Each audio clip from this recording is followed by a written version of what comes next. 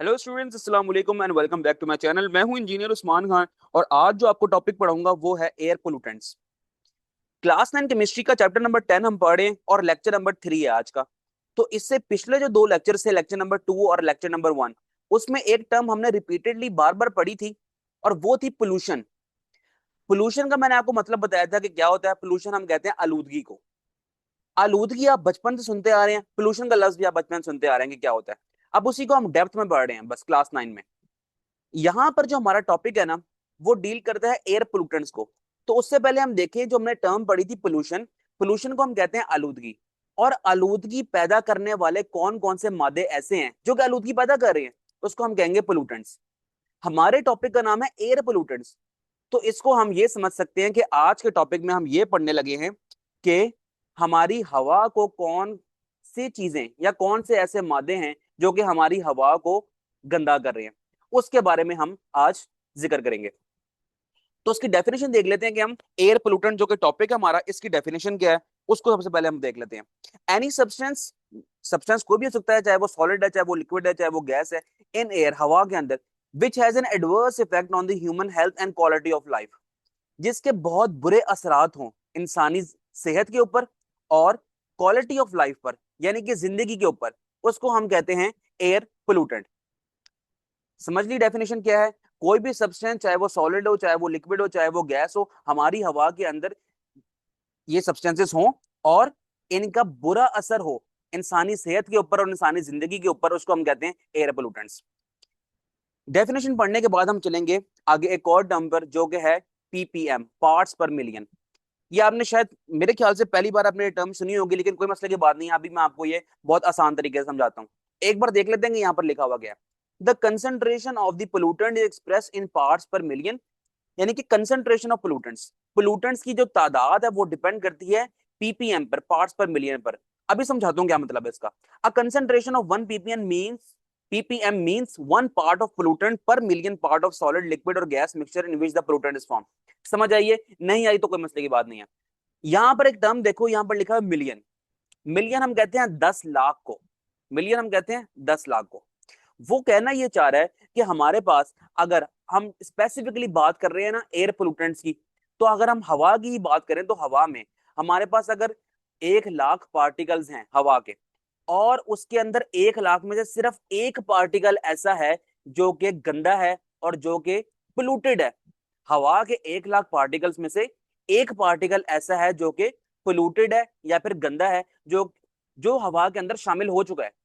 हम पोल्यूटेंट्स को या फिर हम पोल्यूशन को इस पैरामीटर के अंदर मेजर करते हैं। एक और एग्जांपल से समझो, हमारे पास 1 लाख गिलास पानी है। 1 लाख गिलास में 1 लाख गिलास है और हर गिलास के अंदर पानी है। 1 लाख गिलासेस हैं पानी के। उसके अंदर एक गिलास ऐसा होगा जो कि गंदा होगा, और वो एक गिलास आपने बाकियों के अंदर मिक्स कर दिया। ठीक है, तो फिर हम कहेंगे कि वो जो गंदा गिलास था ना, उसको हम रिप्रेजेंट कर रहे हैं पार्ट पर मिलियन से। तो इसी तरह हमने पोल्यूटेंट्स को मेजर करना होता है पीपीएम के अंदर, पार्ट्स पर मिलियन के अंदर। वो इसी तरह पोल्यूशन का एक पैरामीटर यही है, जिस तरह हम वजन मेजर करते हैं ना किलोग्राम्स में, तो हम यही कह सकते हैं कि पोल्यूशन को अगर हम मेजर करना होगा तो हम पीपीएम में मेजर करेंगे। हम ये आइडिया लगाएंगे कि हमारे पास हवा के पार्टिकल्स कितने हैं, 1 लाख पार्टिकल्स हैं। 1 लाख पार्टिकल्स के अंदर कितने अमाउंट में, यानी कि कितने पार्टिकल्स ऐसे हैं जो कि पोल्यूटेड है। इस तरह आप इसको समझ सकते हो। और यहां पर आप ये बात की थी मैंने आपको पार्ट पर मिलियन की, या फिर 1 ppm mean 1 part of pollutant पर मिलियन। 1 मिलियन पार्टिकल्स के अंदर एक पोल्यूटेंट का अगर हम जिक्र करें, 1 मिलियन पार्टिकल्स हैं, 1 मिलियन के अंदर एक अगर पोल्यूटेंट हमारे पास है तो उसको हम पार्ट पर मिलियन कहेंगे। उम्मीद है आपको ये बात समझ आ गई होगी। तो ये हमारे पास यूनिट होता है, किसका यूनिट होता है हमारे पास, पोल्यूशन मेजर करने का, या फिर पोल्यूटेंट्स की अमाउंट यानी पोल्यूटेंट्स की कंसंट्रेशन मेजर करने का हमारे पास ये तरीकाकार होता है। आगे हम बात करते हैं मेजर एयर पोल्यूटेंट्स, कौन कौन से ऐसे हमारे पास मादे हैं, कौन कौन सी ऐसी चीजें हैं जो कि हमारी हवा को गंदा कर रही है। देखो सिंपली इन्होंने यहाँ पर ग्लव्स लिखा हुआ है, कहता है air is not always clean as should be. हमारी जो हवा है ना, जिसमें हम सांस ले रहे हैं, वो इतनी साफ सुथरी है नहीं जितना इसको होना चाहिए था।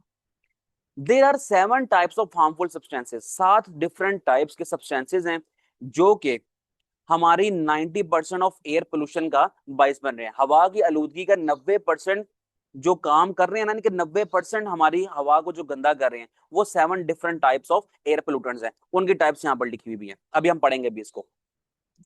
अब वो अगली बात ये करता है कि ये जो 7 डिफरेंट टाइप्स के हमने पोल्यूटेंट्स का जिक्र किया है, ये किस तरह बन जाते हैं भाई? ये बनते हैं हमारी डे टू डे एक्टिविटीज के साथ। जो रोजमर्रा में हमारी इंडस्ट्रीज चल रही है उसमें से धुआं निकल रहा है, हमारे व्हीकल्स चल रहे हैं, कार्स हो गई, बाइक्स हो गई, बसेस हो गई, इसमें से जो धुआं निकल रहा है, और फॉसिल फ्यूल, जितने भी तरह के फॉसिल फ्यूल्स हमारे बर्न हो रहे हैं, इंडस्ट्री में बर्न हो रहे हैं, गाड़ियों में बर्न हो रहे हैं, ठीक है, जहां जहां भी हमारे फॉसिल फ्यूल्स बर्न हो रहे हैं, तो उसमें से ये सारे की सारी हार्मफुल पोल्यूटेंट्स निकल रहे हैं और ये हमारी हवा को गंदा कर रहे हैं।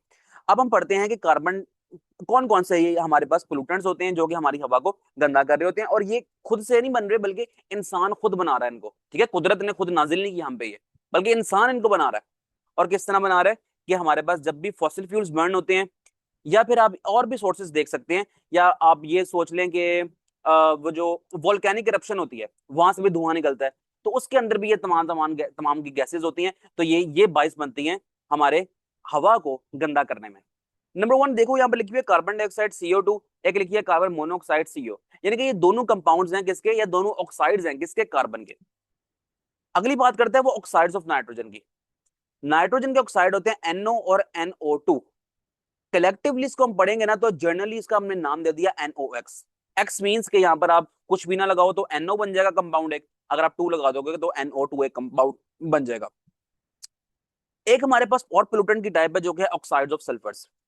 सल्फर के जो ऑक्साइड्स हैं उसके बारे में जिक्र करेंगे, सल्फर डाइऑक्साइड और सल्फर ट्राइऑक्साइड, SO2 और SO3। कलेक्टिवली इसको अगर हम पढ़ेंगे यानी कि जनरल नाम देंगे तो SOx दे देंगे इसको। एक हमारे पास है हाइड्रोकार्बन। हाइड्रोकार्बन होते हैं कौन से, जो कि जिनका मेन सोर्स जो होता है ना, इनका मेन इंग्रेडिएंट जिनका होता है वो होता है कार्बन। तो हाइड्रोकार्बन आपने पढ़ा होगा, ऑर्गेनिक केमिस्ट्री की डेफिनेशन पढ़ी थी ना ब्रांचेस ऑफ केमिस्ट्री के अंदर, तो वहां पर हाइड्रोकार्बन का लफ्ज आपने पढ़ा होगा। वो कंपाउंड जो कि कार्बन और हाइड्रोजन से बनते हो, जैसे कि मीथेन हो गया और इथेन हो गया, ये भी हमारे पास पोल्यूटेंट के तौर पर ही काम करते हैं। पर्टिकुलेट्स जैसे कि डस्ट हो गई, पॉलन्स हो गई, मेटालिक कंपाउंड्स हो गए। डस्ट आपको पता है कि किसको कहते हैं, मिट्टी कट्टे को कहते हैं। पॉलन्स जो है, जिस तरह प्लांट्स के ऊपर लगे हुए फूल होते हैं, उन फूलों का अगर वो हवा के अंदर वो जाके वो टूट जाए, इनका पाउडर टाइप बन जाए, वो हवा में मिक्स हो जाए, तो फिर वो भी एक पोल्यूटेंट के तौर पे काम करते हैं।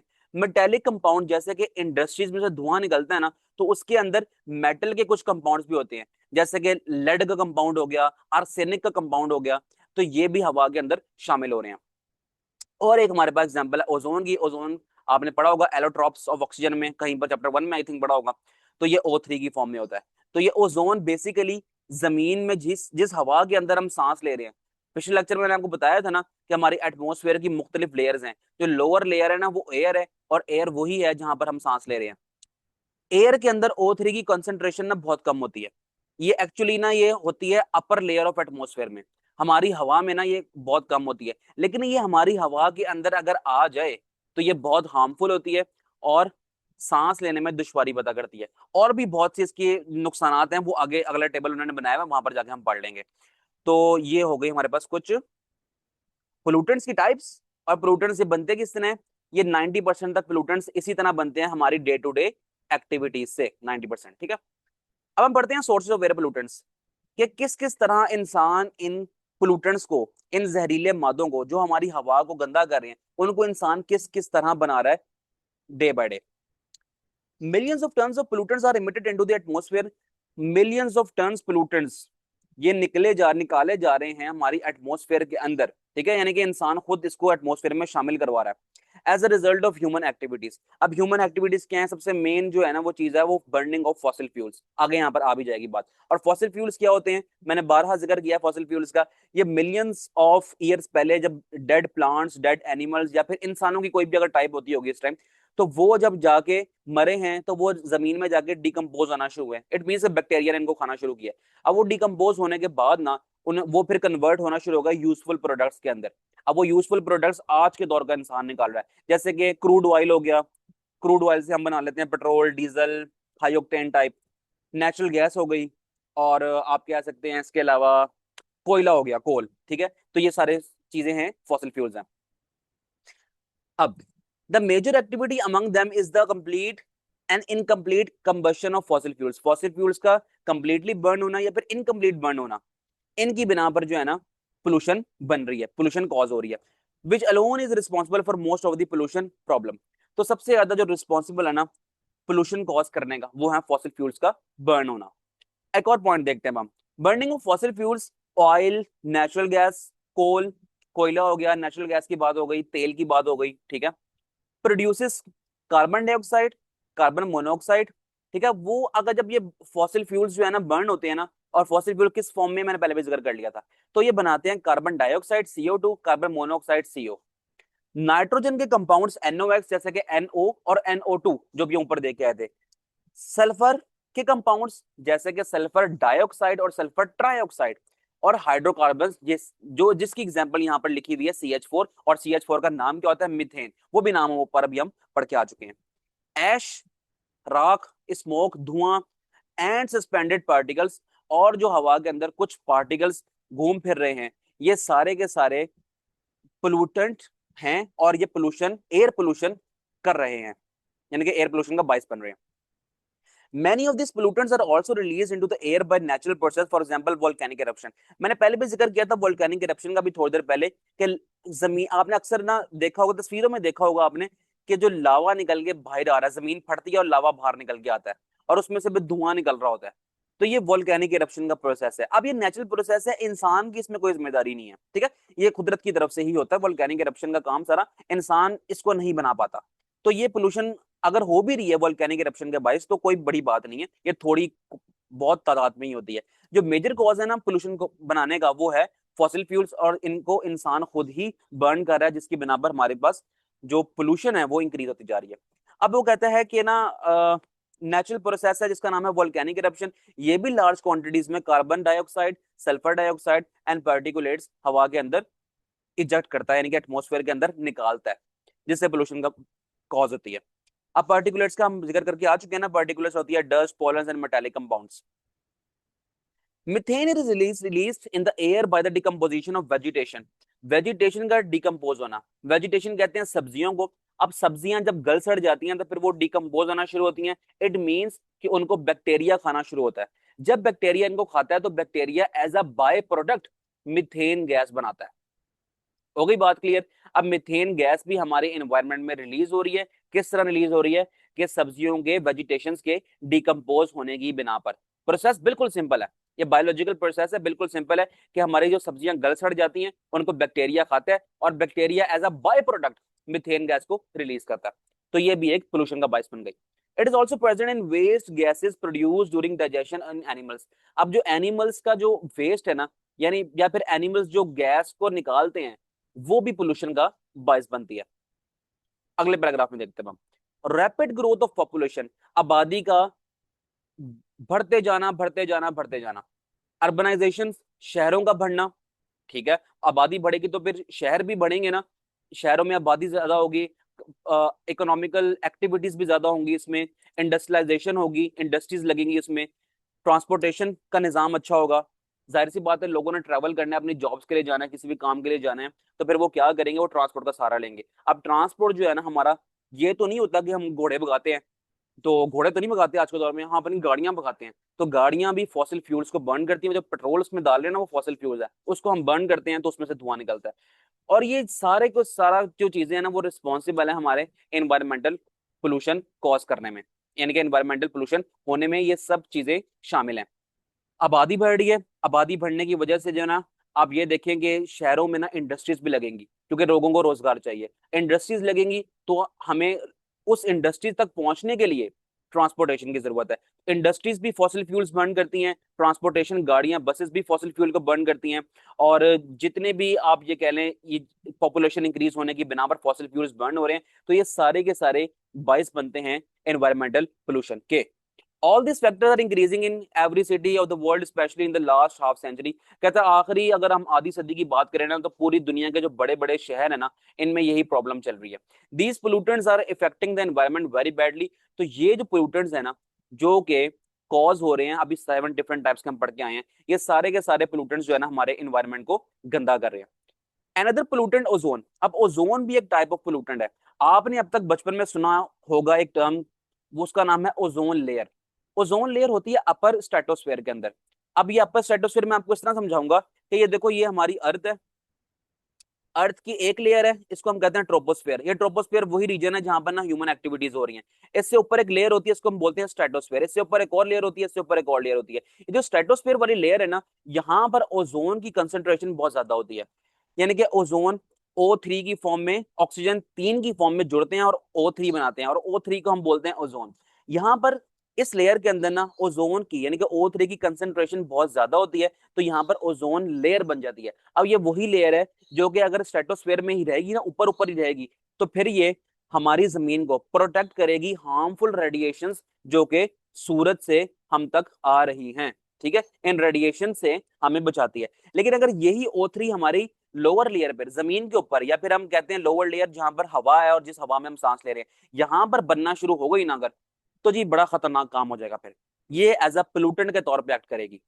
तो हम वो इस बात की पढ़ते हैं। Another pollutant ozone is formed when heat and sunlight causes chemical reaction between oxides of nitrogen and volatile organic compounds hydrocarbons। देखो जी, हाइड्रोकार्बन्स, वोलेटाइल ऑर्गेनिक कंपाउंड्स जैसे कि हाइड्रोकार्बन्स, मिसाल के तौर पर हमारे पास जो पेट्रोल है, उसका मिट्टी का तेल, पेट्रोल, पेंट्स, इनकी बात कर लो, ये होते हैं वोलेटाइल हाइड्रोकार्बन्स। ये जब रिएक्ट करेंगे नाइट्रोजन से, ठीक है, in the presence of sunlight, तो ये हमारी जमीन के ऊपर ही ओजोन की फॉर्मेशन होना शुरू हो जाएगी। जब हमारी जमीन पर, हमारी एयर के अंदर इसकी प्रोडक्शन होना शुरू हो गई, तो फिर क्या होगा, ये O3 ozone as a pollutant के तौर पे, जहरीले मादे के तौर पे काम करेगा। आ गई बात समझ? अब ये ओजोन जब तक ये स्ट्रेटोस्फेयर में नहीं अच्छी है, लेकिन अगर हमारी जमीन पर, हमारी जमीन में, हमारी हवा के अंदर ये ओजोन शामिल होना शुरू हो गई है, तो फिर ये हमारे लिए बहुत खतरनाक है। और हमारी हवा में किस तरह शामिल होती है, वो यही बात बता रहा है कि जब सनलाइट की मौजूदगी में नाइट्रोजन के ऑक्साइड्स वॉलेटाइल ऑर्गेनिक कंपाउंड्स के साथ, जैसे कि पेट्रोल या फिर पेंट्स या फिर डीजल, इनके साथ रिएक्ट होना शुरू हो गई, तो हमारी जमीन पर भी ओजोन बनना शुरू हो जाएगी, जो कि एक्ट करेगी एज अ पोल्यूटेंट। उम्मीद है ये बात समझ आ गई होगी। अच्छा, वोलेटाइल लफ्ज का मतलब अगर आपने को नहीं पता ना, तो उसका मतलब ये होता है कि वो ऑर्गेनिक कंपाउंड जो कि हल्की सी भी हीट देने पर फौरन इवेपोरेट कर जाएं। अभी जब पेट्रोल वगैरह होते हैं ना, इनका बॉइलिंग पॉइंट बहुत कम होता है, तो जैसे ही इन पर हीट पड़ती है ना, तो फौरन इवेपोरेट कर जाते हैं। तो इसको इसलिए हम इनको कहते हैं वोलेटाइल ऑर्गेनिक कंपाउंड्स। आगे बढ़ते हैं जी। In winter the smoke present in the atmosphere is mixed with fog. अगर तो आप लेते हैं लाहौर में या फिर लाहौर के आसपास वाले किसी भी शहरों में, तो सर्दियां या फिर सर्दियां आने से थोड़ा पहले, अक्टूबर नवंबर के महीने के अंदर, आपने फील किया होगा कि हमारे इलाकों में स्मोक बहुत ज्यादा होती है। अब स्मोक बनती किस तरह है? स्मोक से, धुएं से और फॉग से, धुंध से और धुएं से मिलकर एक नई प्रोडक्ट बनती है जिसको हम कहते हैं smoke. Many cities of Pakistan are completely covered with a blanket of smoke। Pakistan के बहुत से शहर, जिस तरह के, खास तौर पे लाहौर और लाहौर के आसपास वाले शहर, इनमें तो स्मोक पिछले चंद सालों में बहुत ज्यादा हो रही है। Its suspension is caused by the combination of factors which include industrial pollution, vehicle emission and crop burning। जब ना अक्सर पंजाब का जो इलाका है ना, आपने वहां पर सुना होगा कि पंजाब का इलाका ना एग्रीकल्चर के लिए बहुत ज्यादा अच्छा है। तो यहाँ पर ना क्रॉप्स लगती हैं, जैसे कि आप कह लें गंदम की क्रॉप्स लगती हैं। अब जब गंदम की हम छांटी कर लेते हैं ना, गंदम की कटाई कर लेते हैं, फिर जो रिमेनिंग हमारे पास चीजें बचती है ना, तो उनको ना किसान क्या करते हैं, किसान उनको ना जलाना शुरू कर देते हैं। अब जब वो जलाते हैं ना, तो वो पोल्यूशन कॉज करते हैं। इसी तरह व्हीकल इमिशन के बारे में हम पहले से डिस्कस करके आ चुके हैं, और इंडस्ट्रियल पोल्यूशन के बारे में हम पहले से डिस्कस करके आ चुके हैं। तो ये सारी की सारी चीजें, ये सारी की सारी चीजें कॉज करती हैं, बनाती हैं किसको? स्मोक को। These factors are responsible for the accumulation of nitrogen oxides। अब जब हम इन चीजों को बर्न करते हैं, जलाते हैं ना, तो इनका जो धुआं होता है ना, उसके अंदर से क्या निकलता है? उसके अंदर से नाइट्रोजन के ऑक्साइड्स निकलते हैं, सल्फर के ऑक्साइड यानी कि सल्फर डाइऑक्साइड निकलता है, पार्टिकुलेट मैटर निकलता है, पार्टिकुलर मैटर मैं डिस्कस करके आ चुका हूं पहले, और volatile organic compounds in air. Volatile organic compounds भी हवा के अंदर इसमें शामिल हो जाते हैं। तो इन सब चीजों का बर्न होना, स्मोक का कॉज होना किस तरह होता है, ये सब कुछ हम बर्निंग करते हैं, और ये कंपाउंड्स, इनके अंदर से जो कंपाउंड निकलते हैं, नाइट्रोजन के कंपाउंड, सल्फर के कंपाउंड, ये सारे के सारे हवा के अंदर शामिल होते हैं, जिसकी वजह से पोल्यूशन बनती है। तो ये कुछ हमने डिस्कस करना था, इसमें डिस्कस कर लिया। अब हम यहाँ पर आगे पढ़ेंगे कि pollutants and their harmful effects. ये जितने पोल्यूटेंट्स के बारे में हमने डिस्कस किया है, इनके नुकसानात क्या क्या हैं उनको डिस्कस करेंगे बारी बारी। नंबर 1 पे है carbon dioxide. Higher level of carbon dioxide lead to the increase global warming. अब कार्बन डाइऑक्साइड की जब कंसंट्रेशन हवा के अंदर ज्यादा हो जाएगी ना, तो फिर ये क्या करेगा, ये ग्लोबल वार्मिंग का रिस्क को इनहांस करेगा। अब ग्लोबल वार्मिंग क्या होती है? ग्लोबल वार्मिंग ये होती है कि हमारी जमीन का टेम्परेचर इंक्रीज करता है, जिसकी बिना पर अभी आगे हम एक टॉपिक पढ़ेंगे ग्लोबल वार्मिंग से रिलेटेड, तो वहां पर डिटेल से बताऊंगा हमारी टेम्परेचर जो है हमारी जमीन का वो किस तरह इंक्रीज करता है और इसके नुकसान क्या क्या हो रहे हैं। और इसका मेन सोर्स क्या है टेम्परेचर इंक्रीज होने का, ग्लोबल वार्मिंग होने का? वो है कार्बन डाइऑक्साइड। तो कार्बन डाइऑक्साइड ये किस तरह करता है, आने वाले लेक्चर्स में जो कि ग्लोबल वार्मिंग से रिलेटेड भी होगा, तो वहां पर मैं डिटेल से डिस्कस करूंगा। अच्छा, अब ग्लोबल वार्मिंग की वजह से हो ये रहा है, टेम्परेचर इंक्रीज हो रहा है ना जमीन का, तो इसमें ना आइस कैप्स जो कि हमारे पास हम कह लें पहाड़ों के ऊपर जो बर्फ जमी होती है, ठीक है, वो पिघलना शुरू हो रहे हैं, ग्लेशियर्स पिघलना शुरू हो रहे हैं, जिसकी वजह से ना हो ये रहा है कि हमारा सी लेवल ना वो राइज कर रहा है। ग्लेशियर्स पिघलेंगे तो पानी ऊपर से होता होता कहाँ पर आएगा, समंदरों के अंदर ही आएगा ना। समंदरों के अंदर जब वो आएगा तो हमारे जो सी लेवल्स हैं, समंदर का पानी है, वो इंक्रीज होना शुरू हो रहा है। Extreme weather changes such as heat waves, heavy rains and wild fires also occur. इसकी वजह से एक और नुकसान भी हो रहा है कि हमारे पास एक्सट्रीम वेदर चेंज हो रहा है। अब आप गौर करते होंगे जो हमारे बचपनों में जिस तरह की सर्दियां आया करती ना, सर्दियां अब उस तरह की आ ही नहीं पा रही हैं। सबसे बड़ा तो एक ये इम्पैक्ट हो गया इसका। इसके अलावा ना हीट वेव आ रही है, गर्मियां जो पड़ी हैं, गर्मियां इंतहाई शिद्दत की गर्मियां पड़ती हैं। इसके अलावा बेमौसम ना बारिशें पड़ना शुरू हो जाती हैं, और इतनी बारिशें पड़ती हैं कि सैलाब आ जाता है। आए दिन पाकिस्तान में आप सुनते होंगे कि सैलाब का खतरा रहता है, और खासतौर पर 2022 के अंदर ना बहुत हैवी सैलाब भी आया था। वो सिर्फ और सिर्फ इस वजह से आया था कि हमने अपने इन्वायरमेंट को प्रोटेक्ट नहीं किया। एंड वाइल्ड फायर और जंगलों में आग लगना, ये सारा कुछ नुकसानात हैं जो कि कौन करता है, कार्बन डाइऑक्साइड करता है। अब भाई सुन लो कारस्तानियां कार्बन मोनोऑक्साइड की भी। It is extremely poisonous gas, ये बहुत जहरीली गैस है, date can cause suffocation and death, जो कि घुटन करती है इंसान के अंदर और अल्टीमेटली मौत का बायस बनती है। Carbon monoxide is very toxic gas. Carbon monoxide बहुत ही खतरनाक, बहुत ही जहरीली गैस है। That stop the red blood cell in the animals blood from carrying oxygen in the blood need. लो जी, बड़ा खतरनाक किस्म का मसला है ये। अब मसला ये है कि जब कार्बन मोनोऑक्साइड इंसान की बॉडी के अंदर या फिर जानवरों की बॉडी के अंदर जब चली जाएगी, तो वो क्या करेगी, तो हमारे ब्लड को वो ऑक्सीजन जो मिलता है ना, हमारे ब्लड को ऑक्सीजन मिलता है, ऑक्सीजन मिलने की बुनियाद पर हमारा जो ब्लड है ना वो पूरी बॉडी के अंदर सर्कुलेट करता है, जिसकी बिना पर हमारे ऑर्गन्स जो है ना जिंदा है। अब कार्बन मोनोऑक्साइड क्या करेगा, कार्बन मोनोऑक्साइड ये काम करेगा जो कि हमारी बॉडी के अंदर जाएगा, हमारी बॉडी के अंदर जाकर हमारे ब्लड में शामिल होगा, और हमारे ब्लड के अंदर ना जो ऑक्सीजन ने जाके ऐड होना था ना, उसको ऐड होने से रोकेगा। यानी कि हमारे ब्लड में अब ऑक्सीजन की कमी होना शुरू हो जाएगी।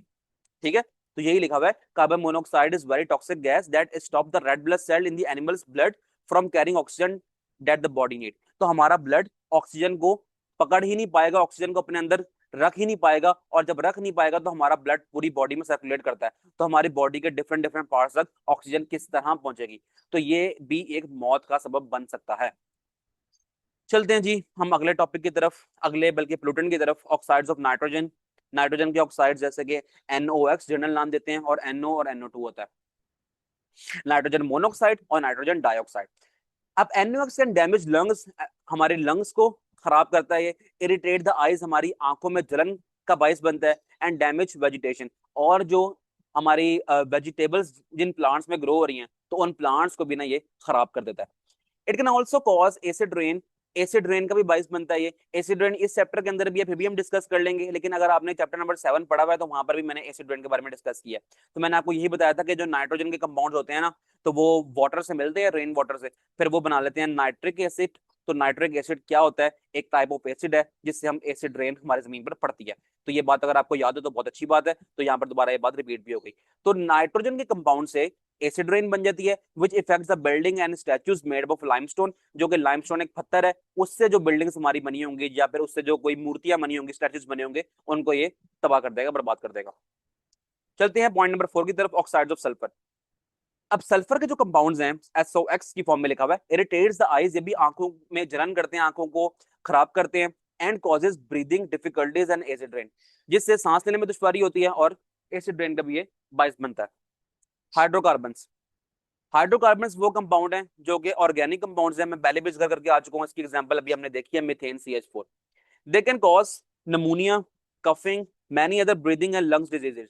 जिससे नमूनिया की बीमारी होती है, कफिंग सांस लेने में दुश्वारी होती है, और सांस की और भी बीमारियां हो जाती हैं, जिसकी बिना पर आप कह लें कि जब सांस की बीमारियां होंगी तो मेन जो है ना, जो सांस लेने का सोर्स है वो है लंग्स। तो अल्टीमेटली हम ये समझेंगे कि हमारे लंग्स के ऊपर कोई बीमारियों ने हमला कर दिया। जब लंग्स में बीमारियां होती है ना, तो ये सारा कुछ यही होता है, निमोनिया होता है, कफिंग होती है, और भी ब्रीदिंग के डिसऑर्डर्स होते हैं जो कि लंग डिजीज की वजह से बनते हैं।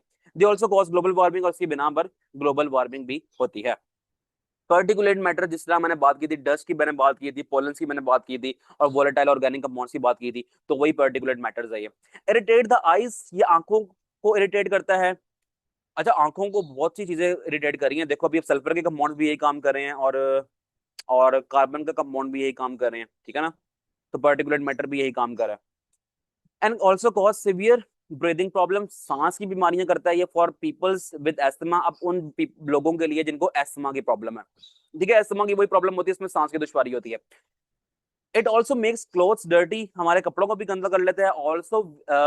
Also visibility in is reduce because it produces hedge in air.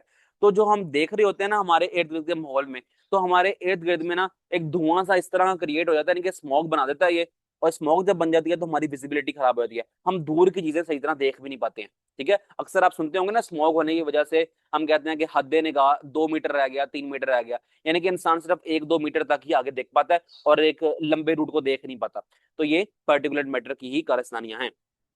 आ गई बात ओजोन की, ओजोन पे मैंने डिटेल डिस्कशन कर ली ऊपर, अब थोड़ी सी इसकी प्रॉब्लम्स भी देख लेते हैं। ब्रीदिंग ओजोन कैन कॉज, अगर हम ओजोन को सांस में शामिल कर लेंगे, can cause a variety of health problems, तो हमारी हेल्थ प्रॉब्लम्स इंक्रीज करता है ये, इंक्लूडिंग चेस्ट पेन, जिससे सीने में दर्द होता है, कफिंग होती है, खांसी होती है, थ्रोट इरिटेशन, गले में दर्द होता है यानी कि गला खराब हो जाता है, अनकंजेशन, और हमें और भी सांस की डिफरेंट टाइप ऑफ बीमारियां हो सकती हैं। ठीक है, सांस लेने में यानी कि क्या लोग दुश्वारी होती है। Apart from the effect of these pollutants, the smog present in the atmosphere can lead to the health complications. अब हमने बात की थी कि इन सारे 7 डिफरेंट टाइप ऑफ पोल्यूटेंट्स के बाद अगर हम बात करेंगे ना स्मॉग की बात मैं करके आ चुका हूँ।